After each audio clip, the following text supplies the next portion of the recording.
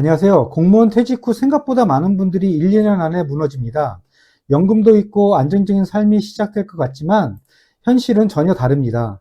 오늘은 퇴직 전에 반드시 준비하지 않으면 대부분 실패하게 되는 이유 6가지를 심도 있게 알려드리도록 하겠습니다. 첫째로 고정지출입니다. 퇴직 후 가장 먼저 부딪히는 현실은 수입이 아니라 지출입니다.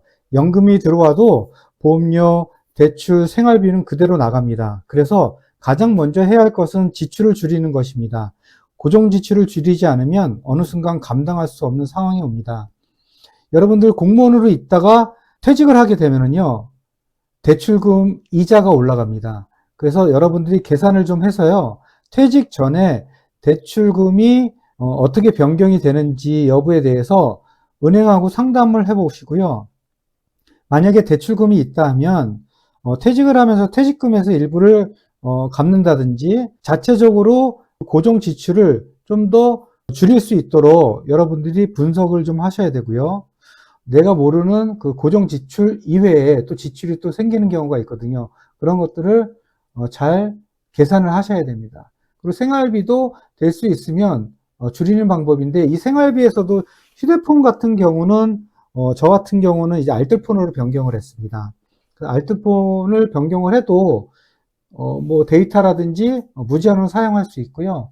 여러분들이 휴대폰을 사용하시는데 그 휴대폰 비용까지 포함해 가지고 같이 지출을 하잖아요. 그것보다는 평균 사용하는 휴대폰들이 물론 지금 공무원 있을 때 같이 이제 구매를 해서 같이 지출이 되는 거라면 그런 것들도 한번 계산을 하셔가지고요, 변경을 하시는 것도 무척 좋습니다. 왜냐하면 통신비가 그 한 가정에 들어가는 비용이 많이 차이가 나거든요.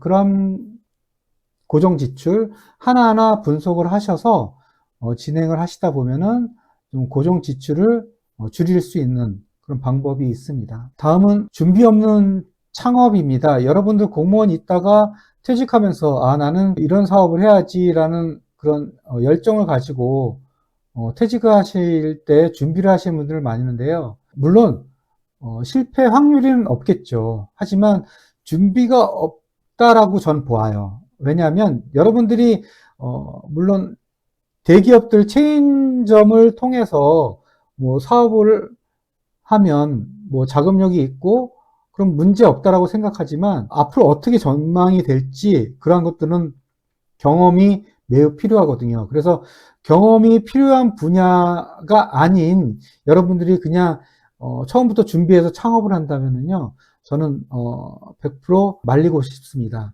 저 또한 퇴직 전에 이제 교육 사업을 위해서 준비를 했거든요. 했지만 저는 이제 해외에 나가서 했는데, 물론 실패는 하진 않았습니다. 하지만 그 실패라는 것은 뭐냐면 제 환경이 아니고요, 주변 환경으로 인해서 돼요. 그때 코로나가 터지는 바람에 제가 사업을 접게 되었는데, 그 이후로 발생되는 여러 가지 반복되는 창업들로 인해서 많은 고민과 그다음에 가족들 간의 어려움들, 그리고 배우자의 고통, 그런 것들이 많이 뒤따르게 되거든요. 그래서 우선 퇴직 후에는요, 여러분들 하나씩 준비를 하시고요, 먼저 몸의 에너지를 다시 체인지해서 회복될 수 있게끔 변화를 좀 주시는 기회를 잡으시는 것을 권장하고 싶습니다. 그래서 창업을 만약에 하고 싶다 하면, 저도 지금 회사를 운영하고 있으니까요, 그런 것들 제가 무료로 컨설팅이라든지 제가 지금까지 경험한 것들을 토대로 해서 뭐든지 알려드리도록 할 테니까요.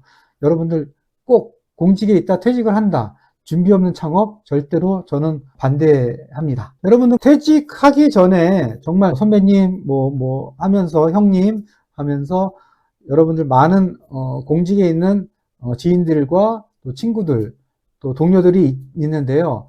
이 퇴직하면은요, 그분들이 연락이 오는 것은 그리 많지가 않습니다. 그 사람들이 뭐 좋고 나쁘를 떠나서요, 여러분들이 새로운 인간관계를 맞아야 돼요. 그 맺지 않으면은요, 반드시 여러분들 혼자의 외로움을 겪을 수밖에 없어요. 그리고 여러분들 퇴직 전에 있던 그 내가 공무원으로서 뭐 계급이라든지 급수라든지, 그 다음에 직책이라든지, 그러한 것들을 가지고 나오시면 안 돼요. 여러분들 점점 더 그 안에서는 이 사회생활에서는 그런 걸 쳐주질 않아요. 여러분들 그러한 공직에 있던 모든 것들을, 때를 다 버리셔야 되고요. 그렇지 않으면 여러분들은 계속 갇혀 살 수밖에 없습니다. 그래서 퇴직을 하면 가장 크게 변화하는 것이 사람이라고 하지만 먼저 내 자신이 변해야 됩니다. 그래서 동료들하고도 관계, 물론 계속 유지하면서 지낼 수 있습니다. 저 또한 지금도 만나고 있고요. 연락하고 있지만 그 사람들은 한계점이 있어요. 여러분들이 이제 나와서 보면 저 같은 경우는 이제 사업을 하고 있다 보니까 시야가 달라요. 물론 그분들은 공직에 있다 보니까 그만 이제 여건에서 이제 전문가로서의 역할을 하지만 이제 나오게 되면 여러분들이 시야가 넓어지면서 여러 가지 다방면한 여러 가지 관계를 맺게 되는 지인들이 생기고 또 커뮤니티라든지 모임이라든지 교육을 통해서 여러분들이 새로운 관계를 맺다 보면 내 삶이 어떤 역할에 있었었는지를 알 수가 있어요. 그래서 이제 퇴직 후에는 여러분들이 변화를 주셔야 됩니다. 예를 들어서 내가 잘하는 장기, 취미라든지 그런 것이 있으면 그런 방면으로 나가셔도 되고요. 또는 모임을 만드셔도 되고 또는 모임을 나가셔도 되고요.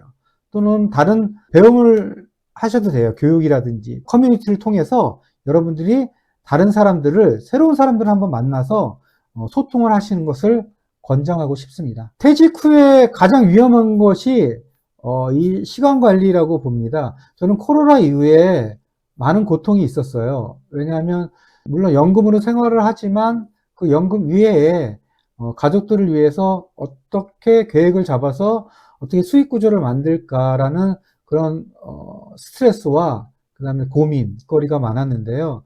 퇴직 후에 연금으로 생활한다는 것이 그리 쉽지는 않거든요. 그래서 또 나만의 시간과 퇴직 후에 내가 어떤 삶을 가질까라는 그 변화의 시간을 가지면서 방향을 잃게 되면 안 되거든요. 그 무기력함을 갖게 되면 안 돼요. 운동도 하고 또 사람들도 만나고 했지만 그 사람들이 또 연령대가 우리 나이대가 되면 나가서 퇴직 후에 그렇게 좋은 사람들을 만나기는 쉽지는 않아요. 계획 없이 보내는 하루하루가 무척 지루했고 무기력했고 또 가족들이 봤을 때에도 처음에는 물론 퇴직 후에는 괜찮죠. 이게 지속되고 뭐 1년, 2년 된다면은요. 내 자신이 또 초라해질 수밖에 없어요.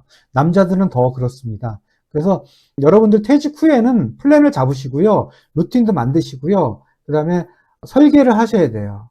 방향을 어떻게 계획을 잡을 것인지. 물론 그렇지 않은 분들도 있지만 이게 계속 반복되다 보면요. 여러분들이 지치게 됩니다. 시간 관리, 여러분들이 어떻게 관리를 하느냐에 따라서 여러분의 건강과 그 다음에 앞으로의 여러분들이 살아가는 관계, 그런 것들이 많은 변화들이 생길 수가 있을 거라고 봅니다. 제가 앞에서 간단하게 연금 얘기를 했죠. 우리가 연금만으로는 안정적인 삶을 유지할 수는 없어요.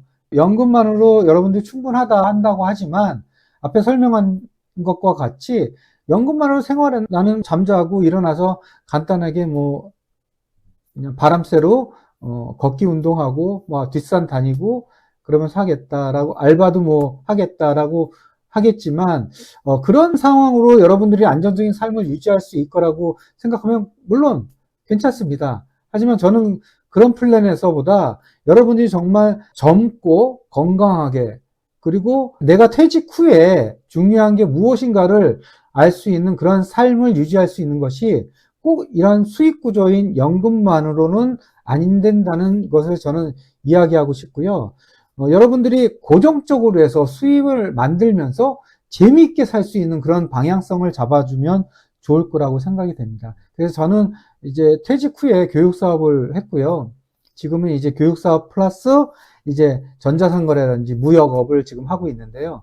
그러한 방법으로 해서 하나씩 가다 보면 욕심은 없지만 물론 이제 연금과 그 다음에 내가 제2의 수입이 만들어지는 구조가 생기다 보니까 여유로움을 가질 수 있고요. 스트레스가 없어요. 머릿속에 복잡하지도 않고요.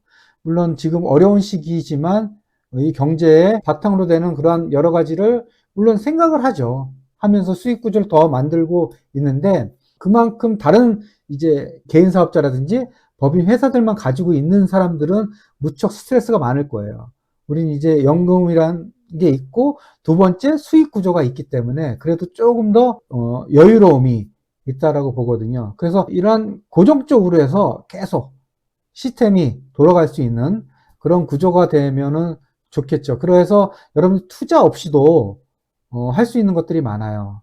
예를 들어서 온라인 판매 할 때 어떠한 그 수익이 나지만 투자는 없거든요.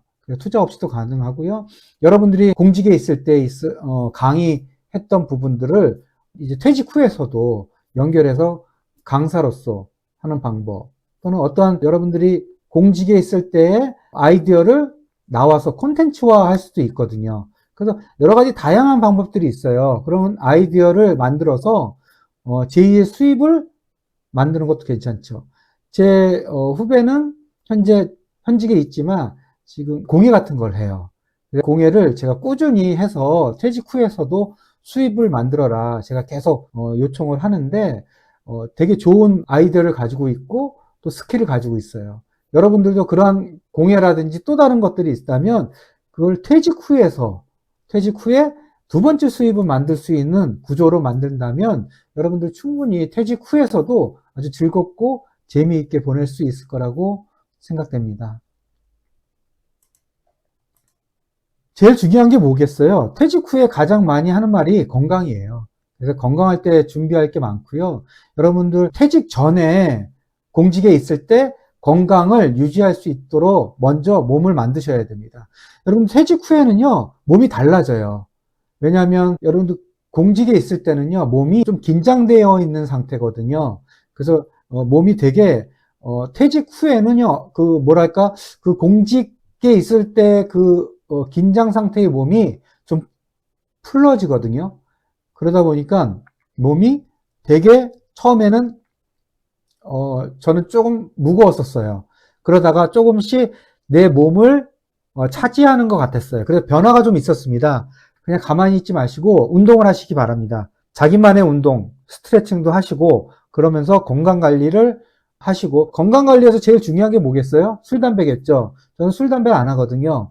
그래서 술, 담배를 될 수 있으면 자제하시고 그리고 금연하시고 그런 방법으로 나의 몸을 관리하시면서 연금을 수급하시면 여러분들 건강과 또 제2의 삶, 그 다음에 수익 구조도 만드시고 하다 보면 즐거운 제2 인생이 되실 거라고 봅니다. 마지막으로 퇴직은 끝이 아니거든요. 다시 시작이에요.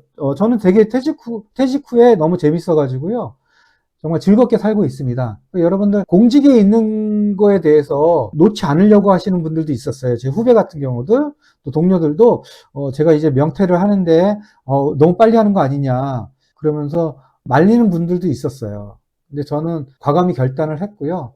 결단 후에 나와 보니까 1, 2년 더 빨리 할 걸이라는 생각을 가졌었습니다. 저는 2018년도에 퇴직을 했는데 여러분 지금 이렇게 제2막에 시작을 하고 있는 여러분들과 또 그리고 퇴직을 앞두신 분들은 이런 플랜을 가지지 않고 그냥 퇴직하고서 그냥 알아서 살지라는 생각을 갖지 마세요. 계획적으로 사시다 보면은요, 여러분들 불안도 떨어지고요. 여러분들 지금 퇴직 후에 그냥 살면 되지라는 생각, 저는 그건 반대라고 봅니다. 여러분들이 준비를 하세요. 그래야 자유롭게 살 수 있는 방법도 있고요. 또 가족들이 또 든든하게 뒤에서 서포트도 해주고요. 그리고 배우자가 옆에서 도움도 주고요. 여러분들 퇴직 후에 여러분들만의 삶이 되게 재미있게 즐길 수 있는 방법들이 되게 많아요. 그런 방법들을 하나씩 제가 사례별로 앞으로 나눠서 이야기를 나누도록 하겠습니다. 퇴직 후에 실제로 돈을 벌 수 있는 방법 정말 많거든요. 그래서 재미있어요. 그렇다고 해서 계속 오전부터 저녁 늦게까지 해서 직장을 다닌다든지 알바를 한다든지 그런 것보다는 내가 자유롭게 돈을 벌 수 있는 방법 그런 것들을 찾으셔야 여러분들 몸이 자유롭거든요. 그래야 스트레스도 없고요. 그런 방법들을 한번 앞으로 제가 영상을 한번 만들어 보도록 하겠습니다. 구독, 좋아요 좋았으면 부탁드리겠습니다. 다음 편에도 제가 퇴직 후에 어떻게 준비해야 될지 여러 가지 사례별로 해서 제가 또 강의하도록 하겠습니다. 오늘 감사했습니다. 고맙습니다.